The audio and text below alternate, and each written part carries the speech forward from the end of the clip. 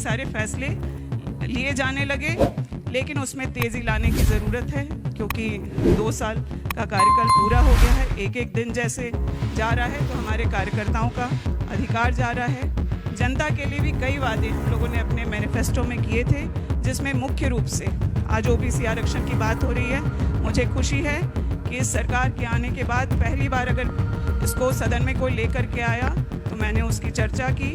नमस्कार। राजधानी रांची में राजनीतिक और विकास के गलियारों में एक अहम मोड़ आता हुआ नजर आ रहा है, जब ग्रामीण विकास एवं पंचायती राज मंत्री दीपिका पांडे सिंह ने नई दिल्ली में केंद्रीय पंचायती राज मंत्री ललन सिंह से शीतकालीन राजधानी के चमकते भवनों में मुलाकात की। ये मुलाकात साधारण औपचारिकता से कहीं बढ़कर थी, एक धनात्मक संवाद, जहां मंत्री पांडे ने 15वें वित्त आयोग के पहले किश्त की मंजूरी और उसकी प्राथमिकता राशि पर आभार व्यक्त किया, जिसे केंद्र सरकार ने झारखंड को जारी किया है कि ग्रामीण पंचायतों को सशक्त किया जा सके और स्थानीय विकास को नई गति मिल सके।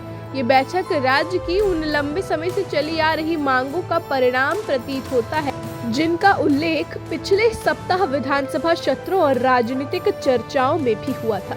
झारखंड सरकार की ओर से केंद्र से लंबित योजनाओं और धनराशि के मुद्दों को लेकर अधिक सक्रिय संपर्क बनाए जाने की अपील की गई थी। मंत्री दीपिका पांडे ने बैठक के बाद मीडिया को बताया कि सिर्फ धन के आवंटन के लिए आभार व्यक्त करना ही नहीं था, बल्कि पंचायती राज संस्थानों को डिजिटलाइज करने, नवाचार निधि के प्रभावी उपयोग और स्थानीय शासन को और अधिक सशक्त बनाने जैसे व्यापक मुद्दों पर भी विस्तृत चर्चा हुई है, ताकि गांव-गांव तक सुविधाएं और योजनाएं बेहतरीन तरीके से पहुंच सके।